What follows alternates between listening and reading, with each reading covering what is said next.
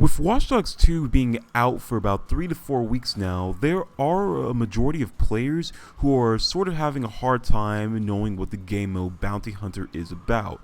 Now, in this little tutorial I've created, I will be sharing some points that I've experienced in the game as well as test it out for myself so that I can pass this information along to you all who are having trouble with the game mode. It's going to be a bit of a long video, probably not too long, so hopefully I can shed some light on specific topics that you may have certain questions over. But other than that, let's go ahead and get into the video. Being one of the 3 online modes in Watch Dogs 2, Bounty Hunter allows you to invade others' worlds or have others invade your world, vice versa, that sort of thing, in order to neutralize them or to neutralize you and reap the rewards that come with it. Now, as it is with any other story, there are 2 sides to this, and that is going to be the hunters and the targets, which I like to call the huntee. Now, as a hunter, you are tasked to take down the target at hand by any means necessary, but you should be warned as the target can also eliminate you as well and send you back to your own world, or realm, or whatever you like to call it. Up to 3 hunters can join a lobby in order to pursue a target, and you can either work with them or against them, is your call, but in the end it's the final kill that matters. And while you do get points for being in the session, it is the final kill that will give you the best of the benefits, so that's something you want to take advantage of and be wary about. Also, the police, of course, are going to be after the target, so you might want to use that to your advantage as well to take out the target before they do. Now, as a target, you get to have your little 15 minutes of fame. Ha ha ha.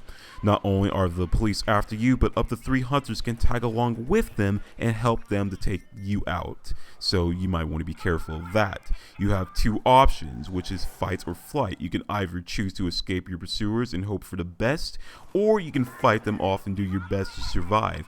But this is something you should be careful about, because the more hunters that you take down, it's the more likelihood that more will even appear to show up and, take a shot at your head, literally. So that's something you should be careful about. It's best to have a bodyguard to help you in certain situations where you're, too unclear as to what's going on. But that's something we'll actually go over a bit later into the video with one of the other questions. Moving on. To be quite honest, in my personal opinion, any weapon can be utilized to finish the job, whether it be weapons dropped from enemy NPCs, 3D printed weapons from the hackerspace, or melee-based combat, if that's your go-to sort of thing. All weapons are going to have their advantages and disadvantages, unfortunately, and this is a topic I really want to go over later in the video so I can show you which weapons are best appropriate for, different situations, because anything can happen. It honestly depends on what the situation is looking like, and honestly, if you don't have the right weapon for the right situation, then it's not the end of the world. You can still make the best of it. All I can say is that hacking will be your best friend when going against the unexpected, but it depends once again on the situation. For example, if you're going after a fleeing target in a vehicle, the best choice of weapon obviously would be a pistol or SMG, since it can perform drive-bys on the target's vehicle. And if they're on foot, the best case scenario for this would be assault rifles to shotguns, since they are good for mid to long range combat. Sniper rifles for targets who are running away, that sort of thing. It's also to note that explosives and stun devices are going to be your best friend when you're in close situations, such as if a target's hiding behind cover and all that sort of thing. Just be wary of the explosive radius that it the explosive blast radius that it puts off, and this is from your own thing, because it can kill you as well, causing you to commit suicide. That and the enemy opponents can also use it as well for their own use, set up proximity triggers and all that sort of thing. That's something you might want to be very careful about, because in the end, if you're not too careful, you're going to be the one that's going to have a bad day. So that's something that you really need to look forward to when going against other players online, because believe it or not, there are actually those who are smart in this sort of thing. Next. The RC jumper and quadcopter, in my opinion, are going to be the most useful tools that you can use when trying to deal with targets who are hard to deal with, sort of, if you get what I mean. While they can be absolutely annoying at most points and considered OP by other players, regardless, it's still a tool nonetheless that's in the game that's, given to you so that it can help you deal with certain situations that you're having the most problems with. Now, the thing is, though, that, you're not the only one with access to this, as your opponents can use them as well, so that's something you should be quite careful of.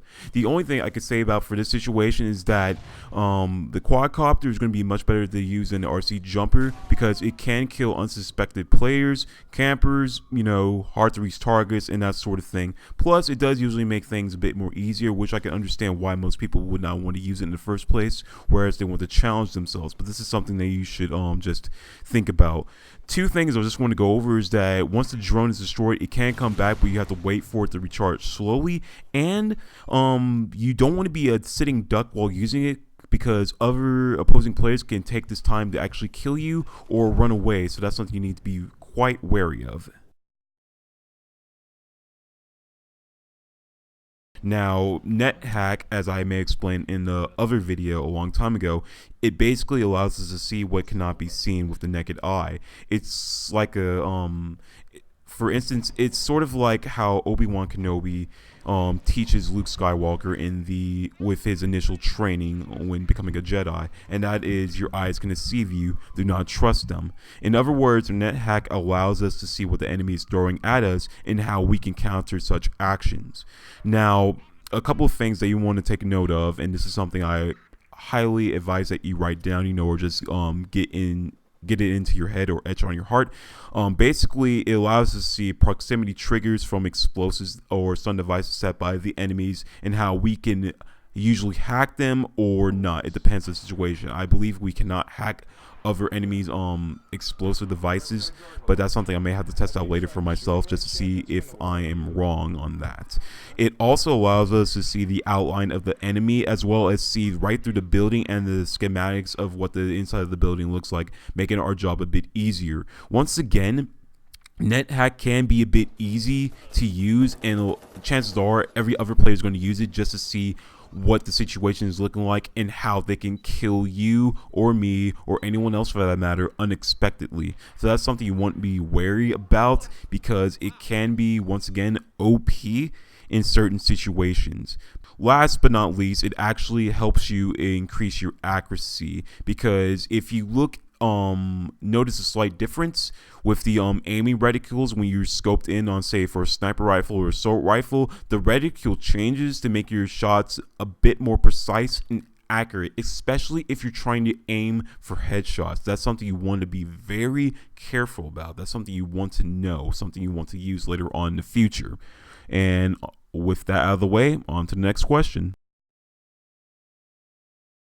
The obvious answer for campers being in the game is going to be a straight yes, because it's an annoying strategy, but a strategy nonetheless developed by players from, the basic days of Call of Duty or any other first-person shooter I could think of. It doesn't matter which, because it happens in every game that you see and all that other kind of BS. But there are different ways to go ahead and try to kill them. You can send drones in, they can destroy them though, so be careful of that. You can lure them out, which usually doesn't work. You can go in guns blazing and try to get a melee kill on them, or better yet, you can just go ahead, use a heavy sniper rifle on them, and proceed to get a wall bang off of them. That's the only few ways I can think of to get rid of campers, because other than that, there's going to be a nuisance that you're going to have to deal with for a very long time. Now, the real question here is bodyguards.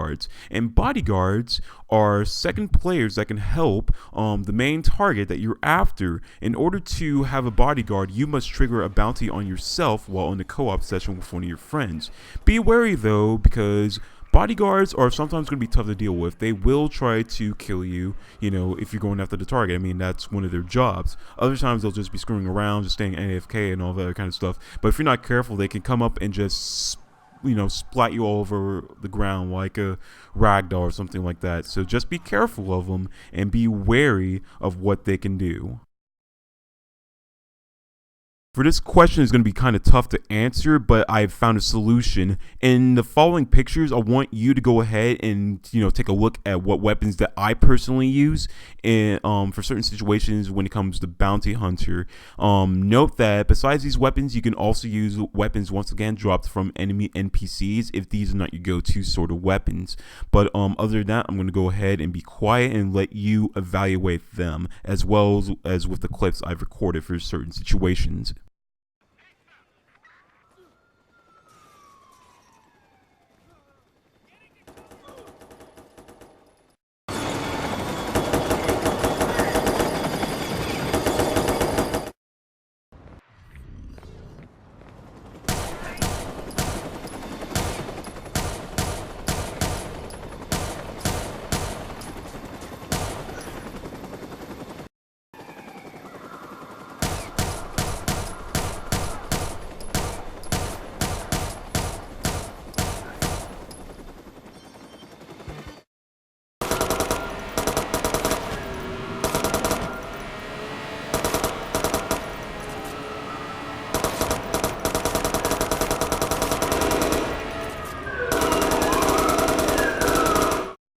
Like, okay, yeah, you know what? I'm not gonna lie. A total of 5 minutes screen time.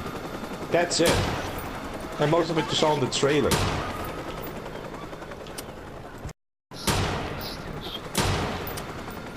Oh no, I'm not talking about the name. It's just way too fucking high for this shit. Thank you. Stamina's at like half. Shooting is got 2 bars. Driving's full, and everything else is 1 bar or less.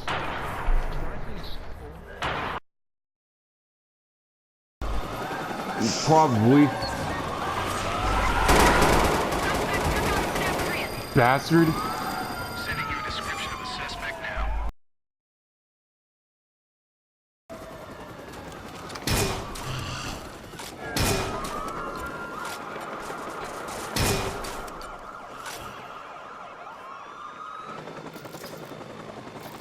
Get moving, find him.